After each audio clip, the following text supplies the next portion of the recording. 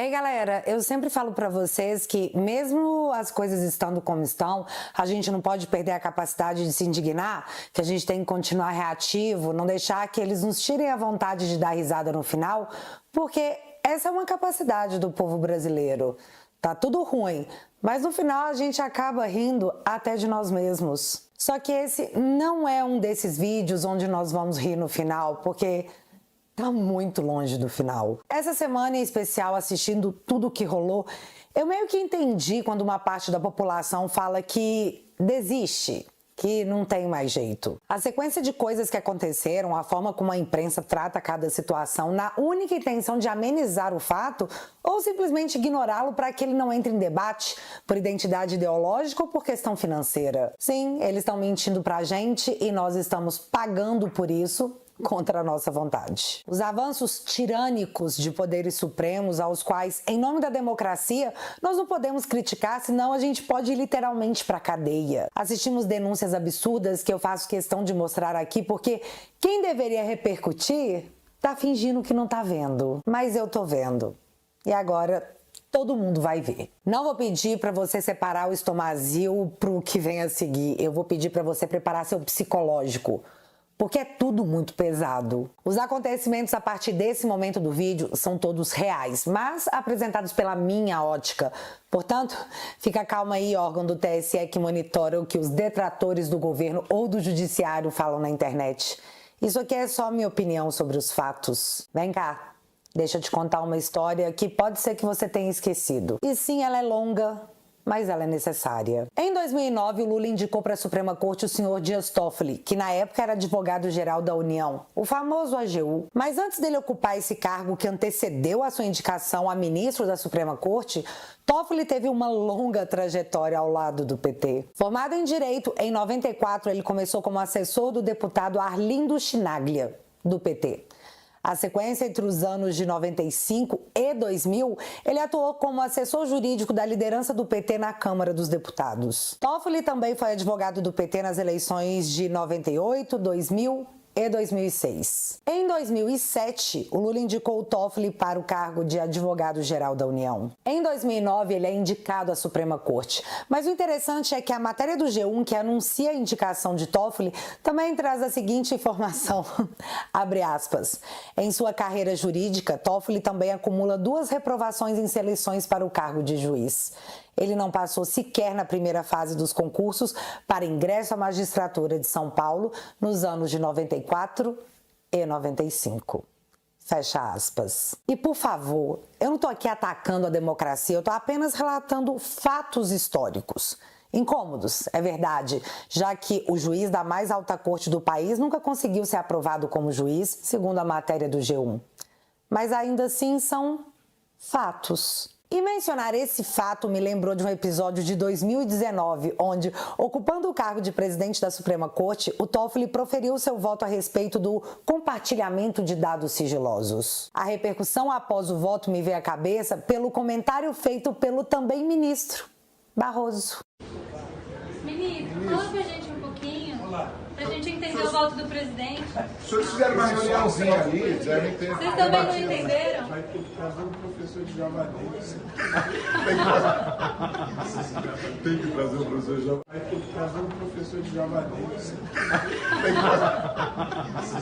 Tem que trazer um professor de javanês. Tem que trazer um professor de javanês. E aí, todo mundo saiu às gargalhadas. Ninguém entendeu o voto do presidente da Suprema Corte. Mas eu não achei a menor graça nisso. Eu poderia falar mais sobre o Toffoli e uma série de polêmicas que circularam seu nome entre 2009 e 2019.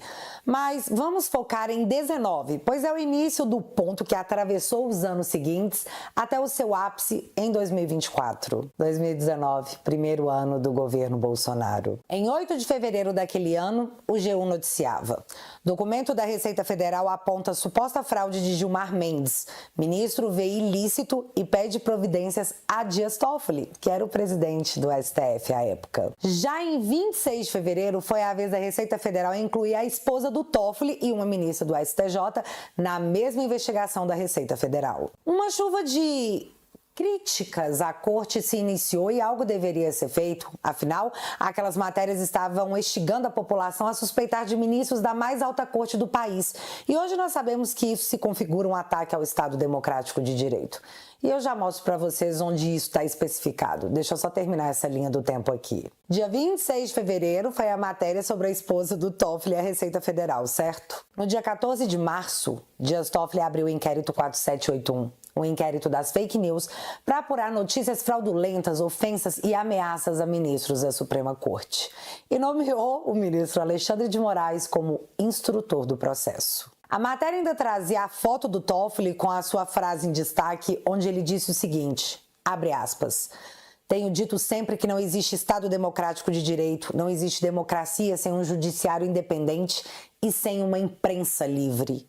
Fecha aspas. No dia 11 de abril, a revista Cruzoé lançou sua revista com Toffoli na capa, onde o seguinte termo era destacado, o amigo do meu pai, seguido da frase, Marcelo Odebrecht revela a Lava Jato que esse era o codinome de Dias Toffoli na empreiteira. Baseado por vozes da cabeça do pessoal da Cruzoé? Não, baseado por um documento obtido que era esse aqui. Nesse documento a gente vê a Polícia Federal questionando Marcelo Odebrecht sobre quem seria o codinome amigo do meu pai que apareceu em alguns e-mails. E Marcelo respondendo que era o então AGU da época, Dias Toffoli, em tratativas sobre a hidrelétrica do Rio Madeira. Esse era um documento legítimo obtido por uma imprensa livre que caracterizava a existência do Estado Democrático de Direito. 3 dias depois da matéria, aconteceu isso aí. STF censura sites e manda retirar matéria que liga Toffoli a Odebrecht. Ministro Alexandre de Moraes do STF, relator do inquérito que apura notícias fraudulentas, estipulou multa de R$100 mil. Polícia Federal vai ouvir responsáveis do site antagonista e da revista Cruzoé que publicaram o documento que cita o presidente do STF, Dias Toffoli. No dia 18 de abril, após uma repercussão completamente negativa, Alexandre de Moraes voltou atrás em sua decisão. Mas o inquérito das fake news começou ali, com esses fatos. Só a título de curiosidade mesmo. Ah, e só para não te deixar curioso com o destino dado às investigações iniciadas pela Receita Federal, no dia 1º de agosto, o ministro Alexandre de Moraes suspendeu a investigação por suspeita de quebra de sigilo e afastou os 2 servidores suspeitos da Receita Federal. E é isso. Não vou detalhar o desenrolar de todos esses anos e como esse inquérito segue aberto até hoje com apoiadores do presidente Bolsonaro em suas milhares de páginas físicas, porque isso todo mundo sabe. Eu quero avançar para 2023, mais precisamente para a matéria do dia 6 de setembro. Toffoli invalida provas do acordo de leniência da Odebrecht e diz que prisão de Lula pode ter sido erro judiciário. Na decisão, o ministro diz que provas podem ter sido obtidas ilegalmente. Decisão também invalida elementos contidos nos sistemas de propina apresentados pela Odebrecht. Então, 2 fatos, sei lá, engraçados. Prova ilegal. Tipo hackear o Telegram do povo da Lava Jato? Sei lá, só para efeito de comparação. Outra coisa, a Odebrecht é réu confessa. Ou vocês estão esquecendo a cartinha na ação emitida pela empresa com um pedido público de desculpas por ter sido uma empresa corrupta? Em 1º de fevereiro de 2024, o Toffoli apareceu novamente. Agora suspendendo o pagamento das multas do acordo de leniência da Odebrecht. Agora eles literalmente não precisam mais pagar por seus crimes, nem na justiça, nem em dinheiro. Para finalizar, em 21 de maio, Toffoli anulou todas as decisões da Lava Jato contra o Marcelo Odebrecht. O ministro também determinou o trancamento de todos os procedimentos penais contra o empresário. E enfim, nós chegamos a essa semana, no dia 4 de junho, onde PGR contesta Toffoli e recorre de decisão que favoreceu Marcelo Odebrecht. E aí o PGR alega que o próprio STF homologou a delação do Marcelo, então o que rolou em Curitiba não poderia anular as decisões. Anulação de provas, suspensão do pagamento do acordo de leniência, anulação e trancamento de todas as ações contra Marcelo Odebrecht. Foi a gota que faltava para o copo do Financial Times derramar. O juiz por trás da campanha para enterrar a maior investigação de corrupção da América Latina. Em um trecho, a matéria diz exatamente o seguinte, abre aspas, nos últimos 6 meses, Toffoli também suspendeu multas multimilionárias por corrupção, cobradas em um acordo com o Ministério Público Federal Brasileiro sobre a Odebrecht. A empresa agora, renomeada de Novonor, Além da JF, hold dos irmãos Batistas, que se sentou com Lula em reunião em Brasília. A última decisão levantou alegações de ativistas e políticos da oposição de um conflito de interesses, porque a esposa de Toffoli havia trabalhado como consultora jurídica da JF, a JBS, em um caso separado. Fecha aspas. E o Financial Times citar a esposa do Toffoli me lembrou o ano de 2018, quando a mídia noticiava que Toffoli poderia estar ganhando 100 mil de mesada da esposa e fez inveja em um monte de maridos por aí que não ganham nem bom dia da esposa. Quanto mais uma mesada dessas. Mas isso é matéria antiga? Deixa pra lá. O que não é antigo é essa matéria da Folha. STF gasta 200 mil com 4 seguranças no Réveillon nos Estados Unidos e se nega a informar quais ministros. Não, desculpa, matéria errada. Essa já é velha, essa é do dia 4 de junho, vulgo quarta-feira. Essa aqui é de quinta-feira, dia 5. STF pagou 39 mil à segurança de Toffoli em viagem para ver Champions League. Valores foram destinados ao segurança que acompanhou Toffoli entre os dias 25 de maio e 3 de junho. Em 29 de maio, Toffoli participou de forma remota de uma audiência do Supremo. E antes de eu comentar a repercussão dessa matéria, deixa eu te contar uma coisa. Em dezembro de 2021, um estudo mostrou que 90% da população brasileira ganha menos de R$ 3.500. 90% da população brasileira, eu disse, R$ 3.500. Os que estão entre os 5% mais ricos do Brasil têm uma renda mensal de R$ 10.300. Só que o 1% mais rico do país, aqueles que possuem os salários mais altos, ganham R$ 28.659. Você entendeu que para você estar entre os 1% dos mais ricos do Brasil, esse deve ser o seu rendimento? R$ 28.659. A título de curiosidade, a STF aprova o orçamento de 2024 com reajuste do salário dos ministros para R$ 44 mil. Só a título de curiosidade mesmo. Mas voltando aqui, dinheiro de imposto que nós pagamos bancou os 39 mil de salário pago ao segurança que acompanhou o ministro Toffoli para assistir a final da Champions League. Mas quem reclamou disso aí foi só o povão mesmo. O atual presidente da Suprema Corte, ministro Luiz Roberto Barroso, defendeu. Barroso sai em defesa de 39 mil para a segurança acompanhar Toffoli na final da Champions League. Em nota, o presidente do STF declarou que seguranças acompanham os ministros por conta da agressividade e hostilidade contra magistrados que, segundo ele, cresceram nos últimos anos. Últimos anos ou alguns anos? Porque eu lembrei de um vídeo de 2009 onde rolou esse diálogo aqui entre os ministros, que essa situação já era até debatida. E nem Vossa Excelência. Vossa Excelência me respeite. Vossa Excelência não tem questão alguma. Vossa Excelência está destruindo a justiça desse país e vem agora dar lição de moral em mim. Saia à rua, ministro Gilmar. Saia à rua. Ministro Joaquim, nós já superamos essa discussão com o meu pedido de Não juízo. vê, Vossa Excelência não tem condições alguma, não tem nenhuma condição. Eu estou na rua, ministro Joaquim. Vossa Excelência Não está não. judicial. Vossa Excelência não está na rua não. Vossa Excelência está na mídia, destruindo a credibilidade do judiciário brasileiro. É isso. Coisa, ministro Joaquim. Mas isso é um assunto antigo? Eu não consigo entender porque as pessoas têm sentimentos ruins pela Suprema Corte, porque assim, elas nem podem. Não podem porque a Suprema Corte desse país lançou em agosto de 2021 um programa de combate à desinformação que diz, abre aspas, o Programa de Combate à Desinformação do STF foi criado para combater práticas que afetam a confiança das pessoas no Supremo, distorcem ou alteram o significado das decisões e colocam em risco direitos fundamentais e a estabilidade democrática. Para cumprir o objetivo, desenvolvemos projetos, ações e produtos com diversos parceiros para difundir informações corretas e explicar sobre o funcionamento e competência do tribunal de forma mais clara, com foco em aproximar o STF da sociedade. Fecha aspas. Mas ainda bem que aqui eu só usei matérias de jornais, né? Nem é uma opinião, porque Deus me livre ter opinião em 2024.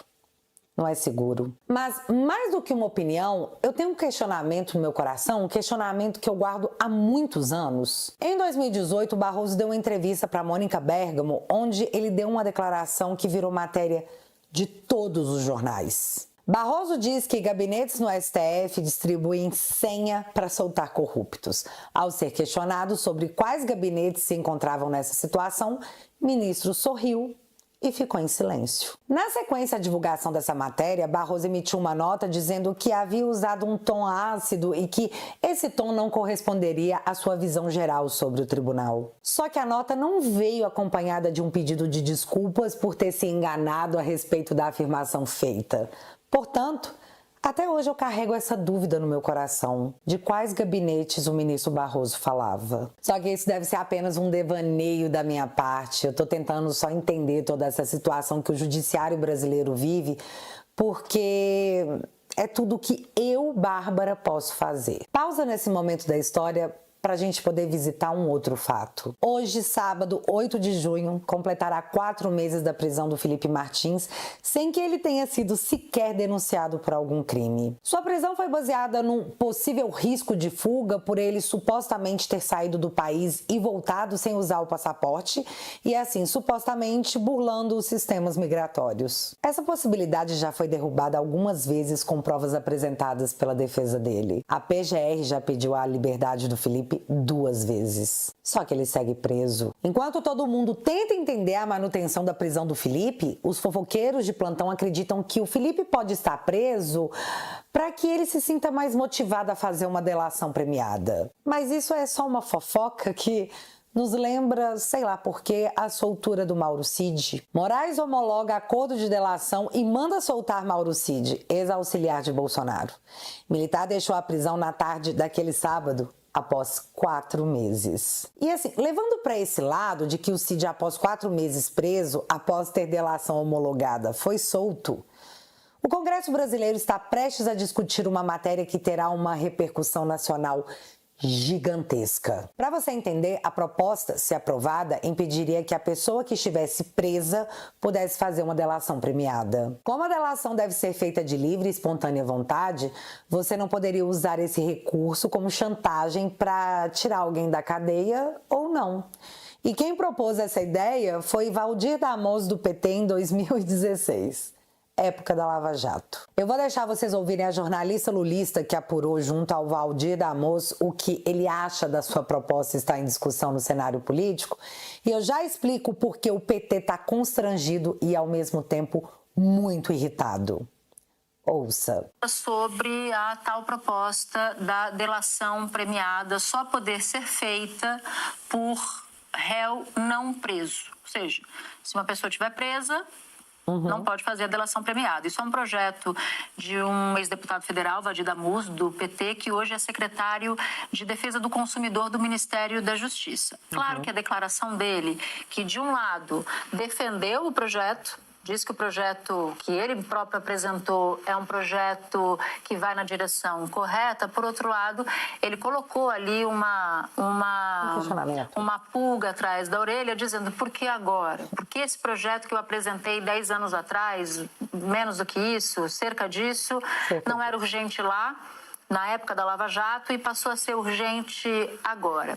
O problema é que, ainda que o ex-deputado Valdir Damoso tenha feito essa ressalva, que o secretário tenha feito essa ressalva, a leitura geral no governo e fora do governo foi de validação de uma articulação que o Arthur Lira está fazendo para contemplar a extrema-direita, no sentido de beneficiar aquilo que querem bolsonaristas, que querem a anistia de Bolsonaro, e por aí vai. Embora Bolsonaro não tenha sido condenado em nada, porque os inquéritos quase não foram relatados ainda. Estão em vias de... A Miriam Leitão fez uma entrevista com o diretor-geral, o programa dela, da Polícia Federal, e disse que muitos deles, alguns deles, caso da Joyce, por exemplo, está quase pronto. Mas ainda assim, os bolsonaristas estão preocupados com isso e tentando viabilizar formas de anistiar aqueles que foram condenados ou são investigados nos atentados de 8 de janeiro, mas também, eventualmente, contemplar o próprio Bolsonaro com essa história da delação. Beleza, ela está falando aqui de 2 projetos e a gente vai explicar por partes. Sobre a questão das delações invalidadas após a prisão, os jornais lulistas estão em pânico, por causa disso aqui. Em manobra para salvar Bolsonaro, Lira pauta projeto de petista para anular delações. Iniciativa surpreende governistas que pedem adiamento de votação. Se esse projeto for aprovado, a delação do Cid poderá ser anulada, tanto na questão da famigerada tentativa de golpe, que a maioria da população não acredita que aconteceu, mas que alguns têm convicção, como o caso das joias, que todas foram devolvidas, além da questão do cartão de picadinha, que... Os caras têm planos, segundo a mídia, de indiciar Bolsonaro e mais alguns ainda em junho. Se indiciarem, esse projeto passar, a delação do Cid pode cair. Então cai tudo. A mídia até diz que a preocupação é com a questão do Rony Lessa e a Marielle, mas eles sempre citam o Rony Lessa e o Cid. E aí, vocês acham que esse projeto passa? Então... eu acho que passa. A gente estava jogando junto aí nessa apuração e eu falei com alguns deputados que disseram o seguinte: olha, esse é um projeto que agrada tantas bandeiras ideológicas, inclusive as dissonantes, que quando teve nessa terça-feira dessa semana reunião de líderes, que é o dia da reunião, a urgência foi colocada, todo mundo falou sobre ela com amplíssimo apoio e, segundo esses deputados, nenhum líder governista, seja do próprio governo ou seja de partido governista, se colocou contra, né? Então, o que eles dizem é que, na prática, como é um projeto que tem um desgaste de imagem, mas tem um grande ganho político de autoblindagem, tem esse como se comportar no bastidor, como se comportar diante dos microfones. Mas o fato é, o Luciano Amaral disse para a Marina que tem apoio de 400 parlamentares. 400 parlamentares. Já foi, meu filho. A preocupação é tanta que o Otávio Guedes, da Rede Lully, chegou ao ponto de dizer isso aqui. Preso. Se o instrumento da delação está sendo mal utilizado, como foi na 13ª Vara de Curitiba, na Lava Jato, segundo decisão do STF, que se puna quem executou mal a lei. Mas mudar a lei por conta de um problema, por conta de uma má execução, existe remédio, lei de abuso de autoridade. Eu só queria fazer um comentário antes de eu comentar a fala do Otávio Guedes. A Lava Jato, você pode ter muitas críticas a ela, mas ninguém nunca ficou 4 meses preso sem denúncia. Nunca. Mas tá, o jornalista da Rede Lully está dizendo que se alguém está usando de prisão para forçar a delação, que se puna a pessoa, porque já tem remédio para isso e o remédio se chama Lei de Abuso de Autoridade. Fica aí a dica do Otávio para quem consiga aplicar tais medidas em cima de quem comete abusos. É dica do Otávio. Mas como a moça da Rede Lully já anunciou, na Câmara, 400 votos. Só que esse não é o único projeto que tomou conta da Rede Lully ao ponto de ninguém conseguir mencionar o fato do Toffoli estar no noticiário internacional. Pastora, lideraceiro e professora. Saiba quem são os presos na nova operação da Polícia Federal relacionada ao 8 de janeiro. Inclusive, galera, um vídeo do momento da despedida antes da prisão circulou muito na internet. Isso aqui Deus vai fazer algo, não sei que ele vai levantar. Não vai se povo. Eu sei que ele vai fazer. Eu não falta de fé, não. Que maravilhoso. Assim, já acompanha. Tá.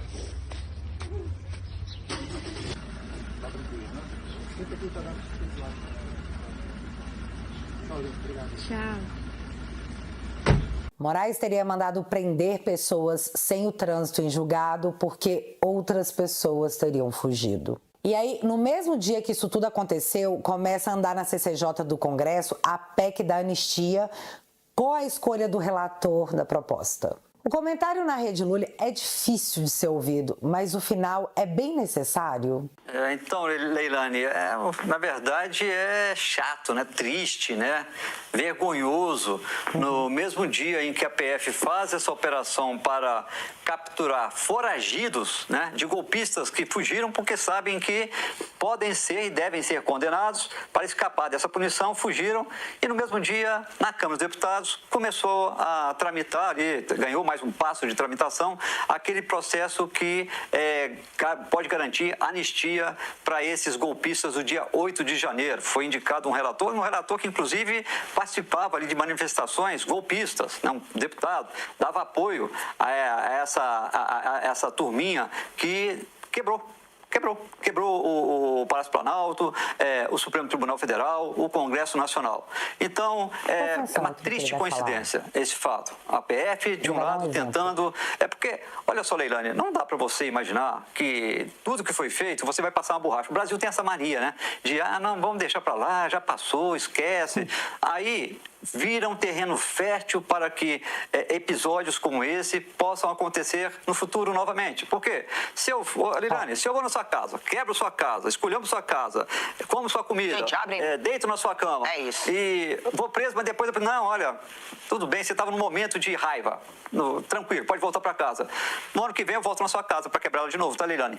É isso, é exatamente isso. Na medida em que as pessoas não recebem a devida punição pelo crime que elas cometeram, porque o que elas fizeram foi um crime, foi o cometimento de um crime, se elas não forem punidas, elas vão voltar a cometer esse crime. Em relação ao que o Valdo fala sobre ir na casa da Leilane e quebrar tudo, é realmente errado, Valdo. Isso realmente é um crime. Só que se você fizer isso na casa da Leilane, você não vai pegar 17 anos de prisão. No Brasil, se você for réu primário, eu nem sei se você vai preso. E um ponto que me chamou muita atenção e mostra o caráter do cara foi que Bolsonaro pediu para não ser incluído nessa PEC, que ela tenha validade apenas para os arrolados na questão do dia 8. Bolsonaro não quer que o ódio contra ele prejudique muitos dos inocentes que foram julgados em bloco e que estão lá até hoje. Isso, para mim, mostrou mais ainda o homem que é o Bolsonaro. Eu espero que os nossos parlamentares pensem no resultado das suas escolhas, tanto políticas quanto humanas. Mas o comentário da Leilane, para mim, foi sensacional. Se você não for punido, você vai voltar a fazer. E é assim que nós caímos na história da importação do arroz. Você sabe que o negócio está muito errado quando o Globo lança um editorial dizendo: governo erra ao vender arroz importado tabelado. Desabastecimento, se houver, será consequência do controle de preços, pois 84% da safra gaúcha já está colhida. Então, para que importar? Tá todo mundo se perguntando. Essa aí foi uma das empresas que venceu a licitação milionária para importar o arroz, que vai abastecer o Brasil e levará a logomarca do governo federal na sua embalagem. Pelo valor de 732 milhões de reais, essa empresa deverá trazer ao Brasil 147 mil toneladas de arroz. Mas temos alguns problemas. E eu não vou nem comentar o fato da empresa não ter a menor expertise no ramo. O primeiro é que a empresa, em 31 de maio, há dias atrás, conseguiu se habilitar para realizar importações. O problema é que ela só pode importar até 50 mil dólares. Ou seja, a empresa não tem capacidade de importar o porte da licitação que ela ganhou. Nem perto disso. Portanto, só podemos presumir que a empresa que ganhou a licitação vai ter que contratar uma outra empresa que de fato tenha porte para poder arcar com essa importação milionária. Isso no mundo real já seria motivo para todo mundo ficar... Vocês estão zoando com a minha cara? Outro problema no mínimo estranho foi trago pelo João Luiz Mauad, lá do Twitter. Olha que curioso. Aspas para ele. Essa história do impetuoso empreendedor de Macapá que levou 55% do leilão da Conab está cada vez melhor.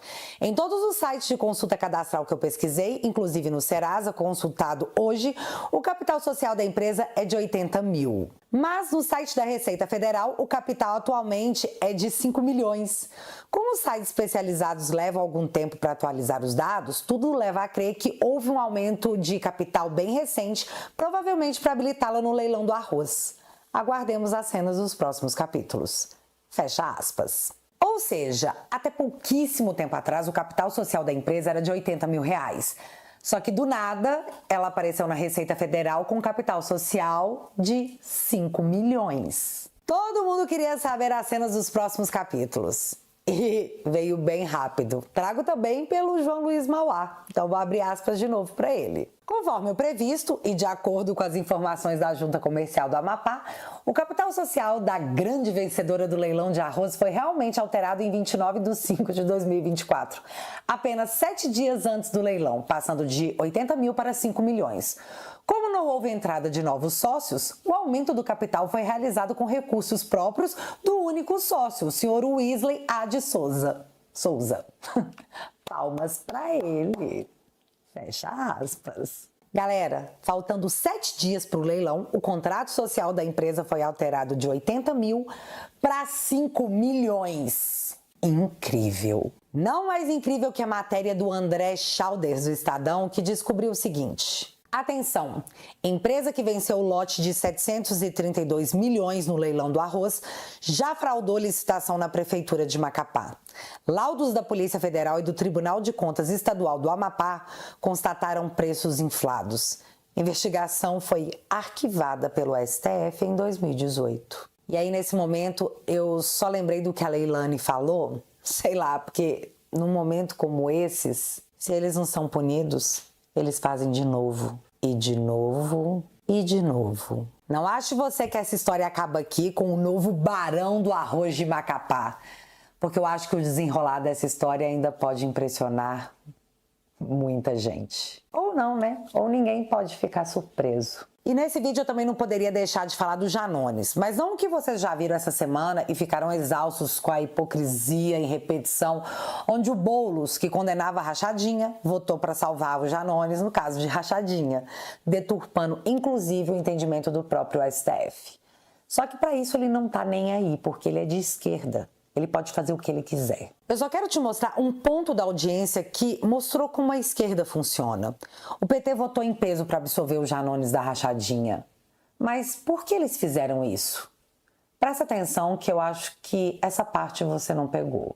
Ô Janones, sabe o que irrita eles? Não é esse debate da rachadinha.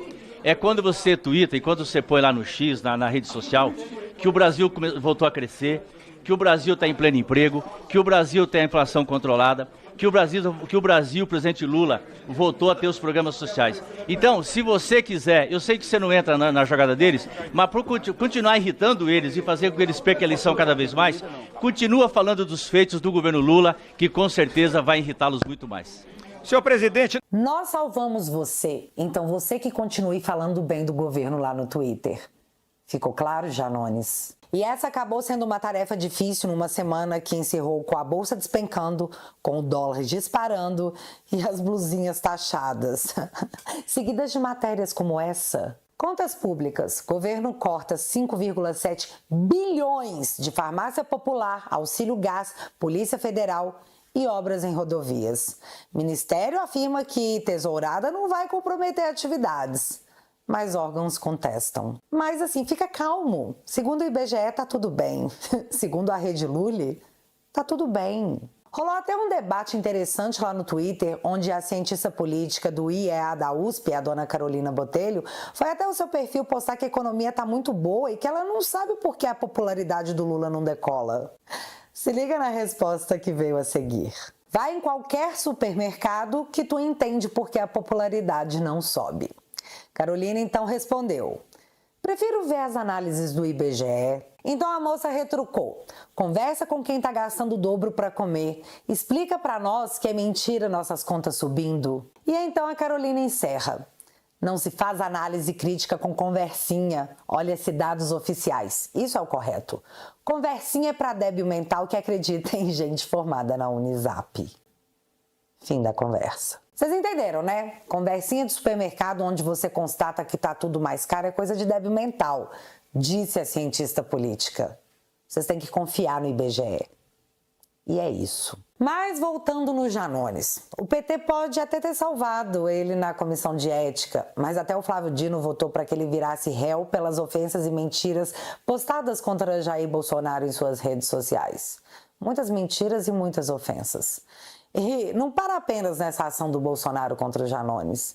O Ministério Público também está investigando o cara por rachadinha. Fux é o relator dessa ação. Inclusive já determinou até a quebra de sigilo do moço. Sobre essa história, veremos o que vai acontecer. Que recado vai nos passar a justiça desse país. E para encerrar esse vídeo, eu volto no pause que eu dei na história lá atrás. A gente espera respostas e espera reações que não vêm. E é muito fácil a gente desanimar. Essa semana eu quase desanimei, até que um vídeo de desabafo do Nicolas me deu sabe? Um estalo. Realmente é um covarde e a gente só não pode desistir, cara. Ontem eu fiz um discurso falando assim que realmente tem hora que cansa. Só que quando você vê contra quem que você tá lutando, você começa a perceber que você não pode parar nunca. Porque são esse tipo de cara que vai, sabe, ocupar espaços. Nós vamos mudar a política desse país através da política e as escolhas que nós faremos no próximo pleito.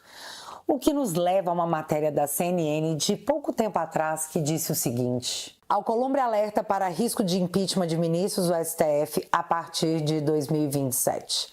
Nas contas do senador, bolsonaristas podem chegar a 54 vagas no Senado na próxima eleição, alcançando a maioria. Que só para você saber, a maioria já é 41. Imagina com 54.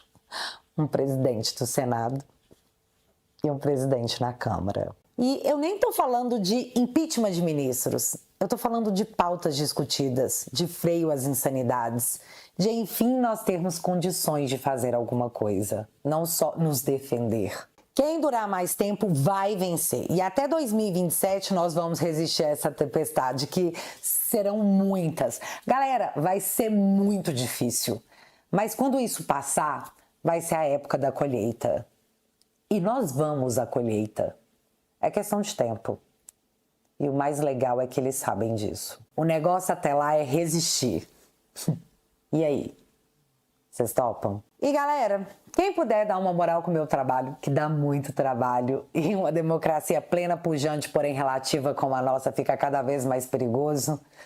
Cometer o delito de ter uma opinião dissidente é quase loucura. Considere entrar para a família no teatualizei.app, onde você me apoia com 10 bonouros por mês e em troca eu te ofereço conteúdo exclusivo, como a nossa sessão de terapia dominical, onde a gente bota para fora, onde eu boto para fora as coisas que ficam entaladas. Às vezes eu falo alto, às vezes eu choro e eu dou risada, mas a gente faz isso junto, então fica menos pesado. Se você quiser e puder, é claro, eu vou deixar o link fixado aqui no primeiro comentário. E desde já, muito obrigada. Para encerrar esse vídeo, eu vou deixar uma frase. A vitória não pertence aos fortes, mas sim aos que a perseguem por mais tempo. A gente se vê no próximo vídeo.